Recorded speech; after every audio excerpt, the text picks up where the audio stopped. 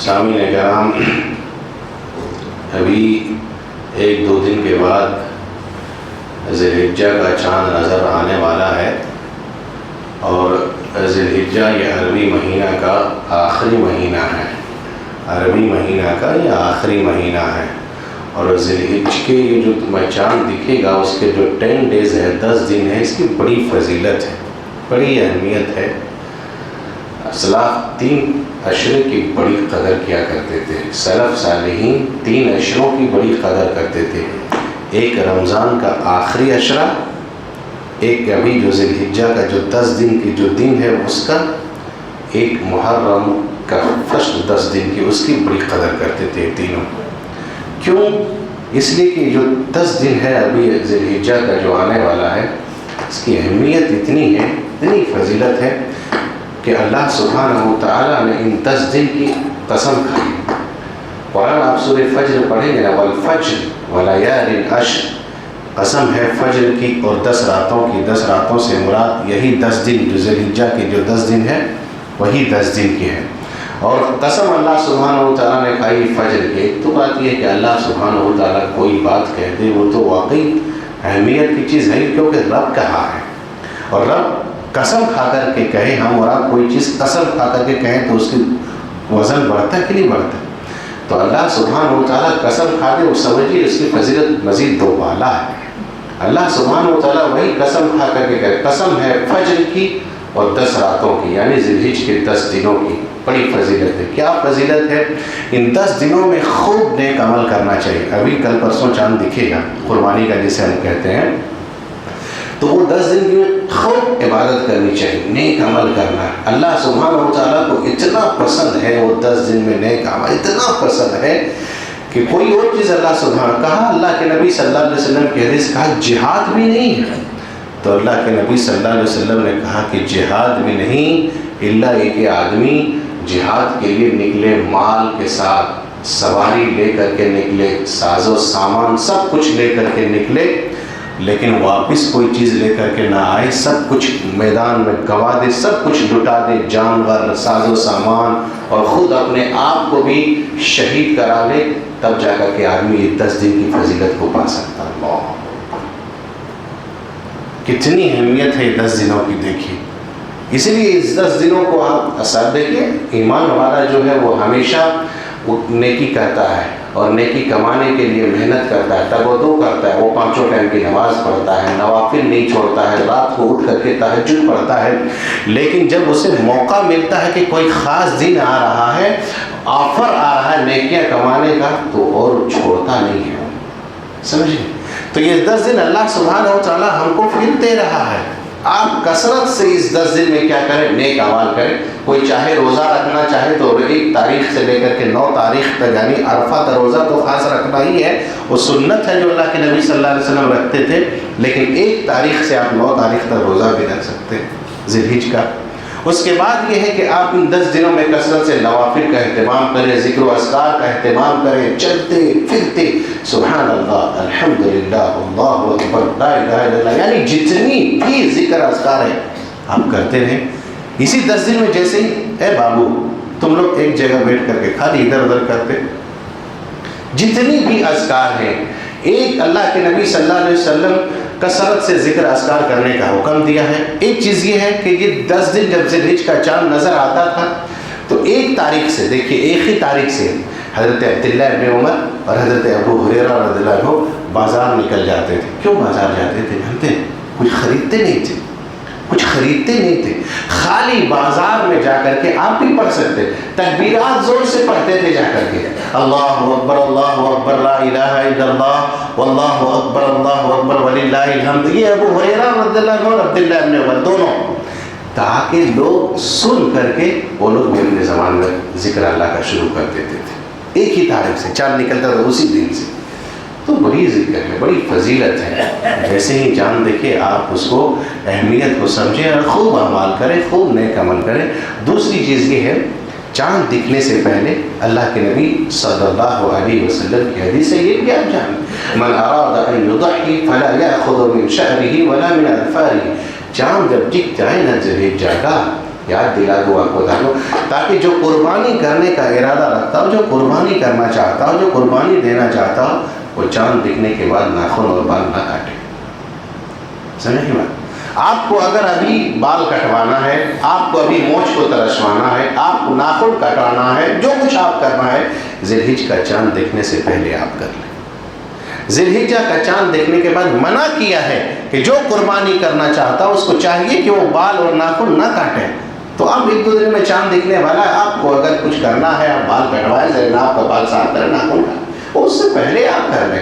دوسری بات یہ ہے کہ جس کے گھر میں قربانی ہو، جس کا گارجین قربانی کرتا ہو تو ہے ہی ہے، اس کو چاہیے کہ تو ضرور نہ کاٹے. اس کے گھر والے بال بچے بھی اگر نہ کاٹتا ہوں رکھے تو یہ افضل ہے، یہ بھی بہتر ہے کہ آدمی اس دن کاٹے جب اس کے گھر دن کی قربانی ہو جائے. تو سمجھا یہ بات؟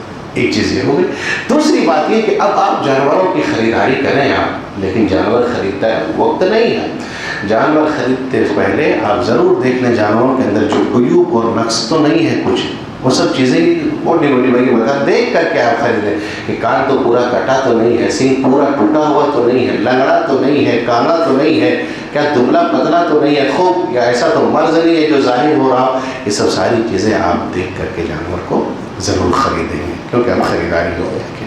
تو یہ 10 دن ذی الحجہ کی ہے، بڑی فضیلت ہے، آپ اس کا فائدہ اٹھائیں.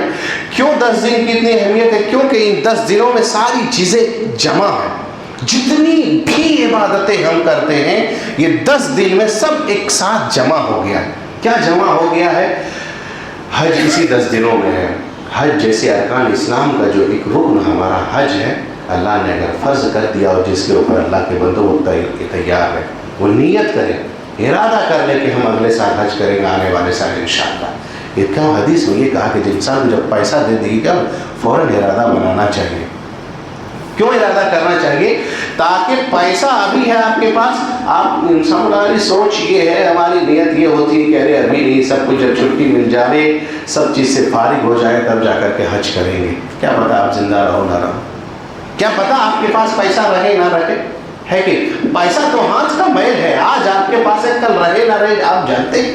کون سی حادثات، کون سی بلا، کون سی مصیبت، کون سی بیماری آ کر کے آپ کو گھیر لیا ہو، پیسہ رہے نہ رہے آپ جانتے ہیں نہیں جانتے. اس لیے آپ کے پاس جب پیسہ آ جاوے تو ٹال مٹول اور تاخیر نہیں کرنا چاہیے حج کے لیے کہ نہیں سب چیز سے ریٹائرڈ ہو جائیں گے، چھٹی مل جائے گی تب اب ہم نکلیں گے.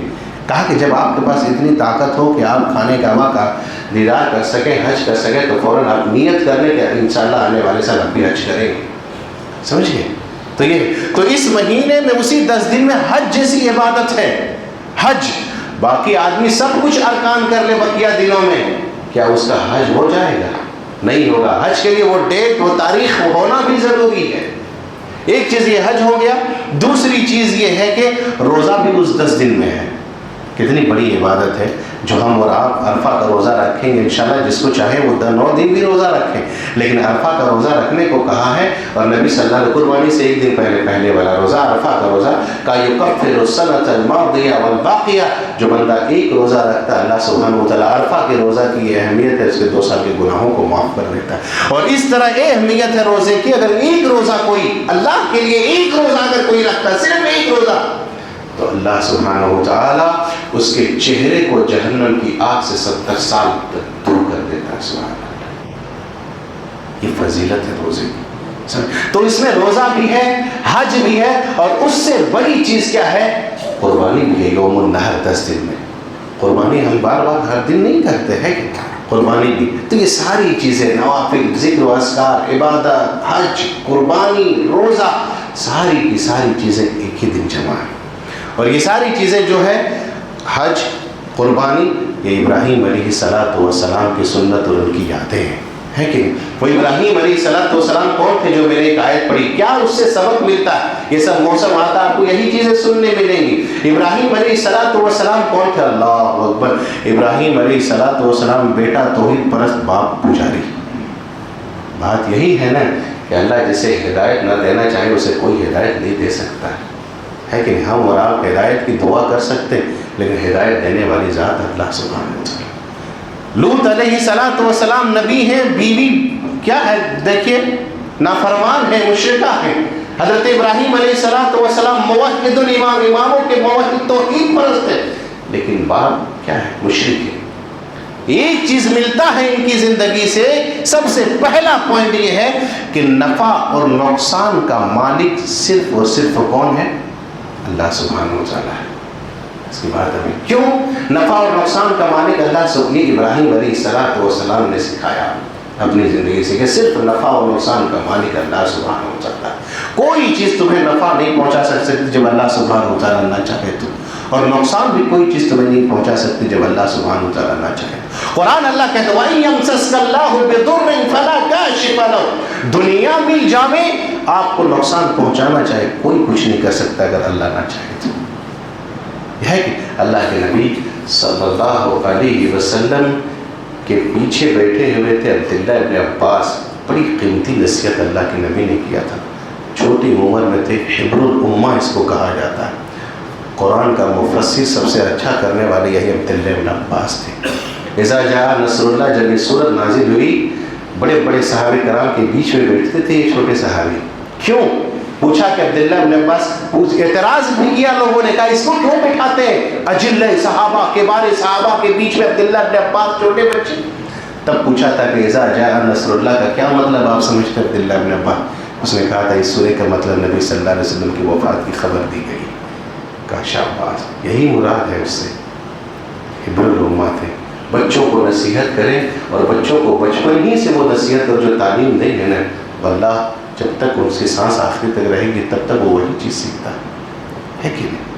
عبداللہ ابن عباس اللہ کے نبی صلی اللہ علیہ وسلم کے پیچھے بیٹھے ہوئے یہی بات کہی تھی، اللہ کے نبی نے توحید سکھایا تھا اس کو اور کہا تھا نفع اور نقصان کا مالک صرف اللہ سبحانہ و تعالیٰ۔ پیچھے بیٹھے میں کہا عبداللہ ابن عباس سنو، جب بھی اللہ کچھ مانگنا ہو تو کس سے مانگو گے؟ وَإِذَا سَأَلْتَ فَاسْأَلِ اللَّهَ، صرف اللہ سے مانگو، اللہ سے مانگو۔ اس لیے دعا کرو اللہ تیرے سوا کسی کا محتاج نہ بنائے، تو ہے کہ نہیں؟ یہ دعا کرنا چاہیے۔ وَإِذَا اسْتَعَنْتَ فَاسْتَعِنْ بِاللَّهِ، اے اللہ عبداللہ ابن عباس جب بھی مدد مانگنا ہو کس سے مدد مانگو؟ کوئی مدد نہیں کر سکتا۔ ہم لوگ کہتے رہے چڑھتے پڑھتے یا غوث المدد یا غوث صرف اللہ سبحانہ و تعالیٰ کی ذات ہے کہ، اور مدد بھی کوئی کرتا ہے۔ کہا جب بھی کوئی مدد مانگو تو صرف اللہ۔ مشرکین مکہ کی جب آپ سیرت پڑھیں گے، وہ جب پھنستے تھے سمندروں میں، اس کی کشتیاں جب چلتی تھی بھور میں پھنستا تھا، چاروں طرف سے سمجھ میں یہ آیا کہ اب نہیں، یہاں کوئی لات منات عزا یا دوسرا کوئی دیو دیوتا یا خدا یہاں مدد نہیں کر سکتا۔ وہ بھی اس سچویشن میں، وہ بھی اس حالات میں کیا کرتا تھا؟ کہا کہ یہاں کوئی نہیں بچانے والا ہے، یہاں بچانے والی ذات تو صرف ایک بندے نے کیا کہا تھا جانتے ہیں؟ ابو جہل کا بیٹا جس کا اکرمہ تھا، اتفاق سے یہ پھنس گیا کشتی میں جا کر، وہ آزمانا چاہا کہ اگر میں یہاں سے آج نکل گیا صحیح سلامت کہ صرف جب وہ اللہ ہی مدد کر سکتا ہے تو میں آج سے لات و منات سب کو چھوڑ دوں گا۔ اور اللہ کے نبی نے اس کے لیے کہا تھا کہیں بھی اگر اکرمہ مل جائے، یہاں تک خانہ کعبہ کی ایک الگ حرمت ہے، وہاں مکھی بھی نہیں مار سکتے حدود حرم کے اندر، سمجھ گئے؟ لیکن اکرمہ ابن جہل کے بارے میں اللہ کے نبی نے کہا تھا اگر خانہ کعبہ کے گلاف میں بھی چمٹا رہے گا تب بھی اس کو قتل کر دینا۔ بھاگ گیا تھا مکہ چھوڑ کر کے، پھنس گیا جا کر کے یہ سمندر میں، پھنسا جا کر کے تو کہا اب کیا ہوگا؟ کہا اب وہی ہوگا جو اوپر والا چاہے گا، اور کچھ نہیں ہوگا تمہارے خداؤں سے، یا کوئی مدد نہیں کر سکتا۔ یہی ہم نماز میں پانچوں ٹائم اقرار کرتے ہیں، یہی ہر نماز میں ہم کو سکھایا گیا کہ سورہ فاتحہ پڑھنا لازم اور واجب ہے۔ ایاک نعبد بولو و ایاک نستعین، اب مطلب سمجھے نہ سمجھے لیکن اس کا مطلب ہی وہی ہے، سمجھ گئے کہ اللہ ہم تجھ ہی سے مدد مانگتے ہیں اور تجھ ہی سے تیری ہی عبادت کرتے ہیں اور کسی کی نہیں۔ تو نفع اور نقصان کوئی نہیں پہنچا سکتا، صرف اللہ سبحانہ و تعالیٰ کی ذات ہی ہے وہ۔ اور ایک بات، اللہ سبحانہ و تعالیٰ جب کسی کو کچھ دینا چاہے تو کوئی بھی نہیں روک سکتا ہے، پوری دنیا ایک جگہ مل جاوے، یہی عبداللہ بن عباس کو بھی اللہ کے نبی نے یہ بھی سکھایا تھا، کہا کچھ نہیں کر سکتا، اور اگر اللہ نہ دینا چاہے پوری دنیا مل کر کے اسے دے دو، نہیں دے سکتے اور نہ چھین سکتے۔ اور یہی ہم نماز کے بعد پڑھتے ہیں اللہم لا مانع لما اعطیت ولا معطی لما منعت ولا ينفع ذا الجد منک الجد، کا مطلب یہی ہے۔ ایک چیز یہ بات سمجھ میں آتی۔ دوسری بات یہ ہے ابراہیم علیہ السلام کا بھی یہی چل رہا ہے، سیکھیں گے آپ دوسری چیز ابراہیم علیہ السلام کی زندگی اور ان کی سیرت سے کہ دعوت کا آغاز جب بھی آپ دعوت کریں حسن تکلم اور دعوت تو پہلے آپ کہاں سے چنیں گے؟ کہاں سے چنیں گے؟ پہلے اپنے گھر سے آپ چنیں گے، پہلے آپ اپنے گھر کو سدھاریں گے، پہلے آپ اپنے گھر میں دعوت دیں گے۔ اللہ کے نبی صلی اللہ علیہ وسلم کا بھی یہی طریقہ کار تھا۔ پہلے اللہ کے نبی صلی اللہ علیہ وسلم نے اپنے گھر کو سمجھایا تو سب سے پہلے ایمان لانے والی خاتون خود آپ کی بیوی تھی، کیونکہ پہلے ان کو دعوت دیا تھا۔ اور جب آیت اتری وانذر عشیرتک الاقربین، تب اللہ کے نبی صلی اللہ علیہ وسلم نے اپنے اقربا کو، اپنے قرابت داروں کو، اپنے خاندان والوں کو ایک ایک نام لے کر کے کہا تھا، اے ابی بن کعب کے خاندان والوں، اے خاندان قریش کے لوگوں، اے ابن فہر کے خاندان والوں، سنو میں تمہیں ایک ہی چیز کی دعوت دیتا ہوں، قولوا لا الہ الا اللہ تفلحوا، کامیاب ہو جائے۔ ابراہیم علیہ السلام نے پہلے اپنے گھر سے سمجھایا، کس کو سمجھایا؟ باپ کو سمجھایا۔ اور طریقہ سنو، باپ کو سمجھا بھی رہے ہیں اور حسن تکلم ہونا چاہیے۔ ماں باپ کے ساتھ کبھی بدتمیزی نہیں، کبھی نہیں، گرچہ ماں باپ مشرک ہو، گرچہ ماں باپ کوئی بھی چیز ہو، لیکن ماں باپ سے جب بھی بات کرو تو جھک کر کے نرمی سے ادب کے ساتھ بات کرو۔ قرآن کیا کہتا ہے؟ وَأَخْفِضْ جَنَاحَكَ، قرآن کہتا ہے وَقَضَىٰ رَبُّكَ أَلَّا تَعْبُدُوا إِلَّا إِيَّاهُ وَبِالْوَالِدَيْنِ إِحْسَانًا إِمَّا يَبْلُغَنَّ عِندَكَ الْكِبَرَ، سب سے بڑی چیز کہا کہ رَبِّ ارْحَمْهُمَا كَمَا رَبَّيَانِي صَغِيرًا، ماں باپ سے جب بھی بات کرو اونچی آواز میں مت بات کرو نا۔ ماں باپ ہے وہ جو تمہیں پکڑ کر کے چلنا سکھایا ہے، ماں باپ ہے وہ تمہیں بولنا سکھایا ہے، ماں باپ ہے وہ تمہیں کھانے کا طریقہ سکھایا ہے۔ جب بھی دعا کرو ہاتھ اٹھاؤ یہ کہو رب ارحمہما کما ربیانی صغیرا، اے اللہ تو میرے ماں باپ پر رحم فرما جیسا کہ تو نے مجھ پر رحم کیا تھا۔ ماں باپ پر دعا کرنی چاہیے۔ تو ابراہیم علیہ السلام دعوت بھی دے رہے، گھر سے اسٹارٹ بھی کر رہے، گھر سے آغاز بھی کر رہے، اور حسن تکلم انداز باپ، یا ابتی، ہر جگہ یا ابتی، یا ابا جان کہہ رہے ہیں۔ ابا جان چھوڑ دیجئے اس طرح کے کام، ابا جان مت بتوں کی عبادت کیجئے، ما لا ينفع ولا يضر، نہیں کچھ نقصان پہنچا سکتا۔ ابا جان لا تعبد الشیطان، کیوں آپ اس چیز کی عبادت کرتے ہیں ابا جان؟ اس کے بعد کہا کہ ابا جان میں آپ کو اس لیے کہہ رہا ہوں قد جاءنی من العلم، اللہ سبحانہ وتعالیٰ نے مجھے علم دیا ہے، اور عالم اگر چھوٹا ہی ہو اور صحیح بات بتاتا ہو، گرچہ آپ بڑے ہو آپ کو اس کی بات ماننی ہوگی، مانے نہ مانے لیکن آپ کو اس کی بات سننی ہو۔ کہا میں علم کی بنیاد پر آپ کو بتا رہا ہوں، قد جاءنی من العلم، اللہ نے مجھے علم سے نوازا۔ خیر سنے نہ سنے، سمجھایا بجھایا، بات نہیں مانی، نکل گئے دعا دے کر کے۔ ایک بات بتائیں، اور مشرکوں کے لیے اور منافقوں کے لیے مغفرت کی دعا نہیں کر سکتے، نہیں کر سکتے۔ آپ انہیں زندگی میں رشد و ہدایت کی دعا دے سکتے، کر سکتے کہ اللہ میرے خاندان والے جو شرک کرتے اللہ انہیں ہدایت دیتے، لیکن مرنے کے بعد ان کی مغفرت کی دعا مشرکوں کو نہیں کر سکتے اور منافقوں کو۔ واقعہ ہے اس اللہ کی بات اسی میں آئے گی۔ اور آزر ابراہیم کا باپ تھا، کوئی کام نہیں آئے گا اللہ قیامت کے دن جو کہتے ہیں نا فلاں چیزیں ہم کو بچا لے گے نا۔ آزر خلیل اللہ ابراہیم ہے، اللہ کا دوست ابراہیم خلیل اللہ دوست بنایا تھا اللہ۔ قیامت کے دن آزر کو جو بے عزتی ہوگی کیا جانتے ہیں؟ نبی کے باپ کو یہ بے عزتی ہوگی، بیجو ایک جانور ہے جو حقیر جانور ہے، اسی کے شکل بدل کر کے ابراہیم علیہ السلام کے پیر کے سامنے ان کو جہنم میں باپ کو ڈال دے گا۔ یہ حدیث میں کوئی کچھ نہیں کام آئے گا، اس نے کہا نہ کرے ماں بھائی بیٹا سب ایک دوسرے سے بھاگے گا قیامت کے دن، کوئی پوچھنے والا نہیں ہوگا، ہے نا، ایک دوسرے سے لوگ بھاگیں گے۔ یہی اللہ کے نبی صلی اللہ علیہ وسلم نے جیتے جی دنیا ہی میں کہا تھا، اے میری بیٹی فاطمہ انقذی نفسک عن النار، بچا لے اپنے آپ کو جہنم سے۔ تیرا باپ محمد، مانگنا ہے جو مانگ لے، تیرا باپ محمد قیامت کے دن کچھ کام آنے والا آپ کو نہیں ہے۔ یہ نہ سمجھے کہ میں نبی ہوں میں آپ کو کام آؤں گا۔ صفیہ پھوپھی آپ کو جو بھی مانگنا ہے آج مانگ لے بھتیجے محمد صلی اللہ علیہ وسلم، میں کام نہیں آنے والا، کون کام دے گا قیامت۔ اور مشرکوں کے لیے دعا بھی نہیں کر سکتے آپ، مغفرت کی دعا۔ نبی صلی اللہ علیہ وسلم میں، ہمارے نبی صلی اللہ علیہ وسلم اپنی اماں کے لیے مغفرت کی دعا، بخشش کی دعا کے لیے اللہ سبحانہ و تعالیٰ سے اجازت مانگی، اللہ نے منع کر دیا، کہا نہیں اپنی ماں کے لیے بھی آپ دعا نہیں کر سکتے۔ یاد ہے؟ معلوم نہیں. خیر قبر کی زیارت کرنے کی اجازت دی, آپ گئے تھے اپنے امی کی قبر میں, لیکن مغفرت کی دعا کرنے کے لیے, بخشش کی دعا کے لیے منع کیا تھا. عبداللہ بن ابی بن سلول جب مر گیا, یہ منافقوں کا سردار تھا, نبی صلی اللہ علیہ وسلم کے پاس آتے ہیں. بیٹا عبداللہ بن ابی بن سلول جو تھا منافق, ان کا بیٹا ایمان والا تھا, مر گیا باپ. کہا اللہ کے نبی اپنا قمیص اتار کے دیجیے, ابا کو اسی میں کفنائیں گے, ہو سکتا ہے ان کو اللہ معاف کر دے گا. خیر اللہ کے نبی صلی اللہ علیہ وسلم نے اپنا قمیص اتار کر کے دے دیا. کہا کہ اللہ کے نبی کفن تیار ہو گیا, جنازہ تیار ہو گیا, چلیے جنازے کی نماز پڑھا دیجیے جا کر کے. منافقوں کا سردار تھا.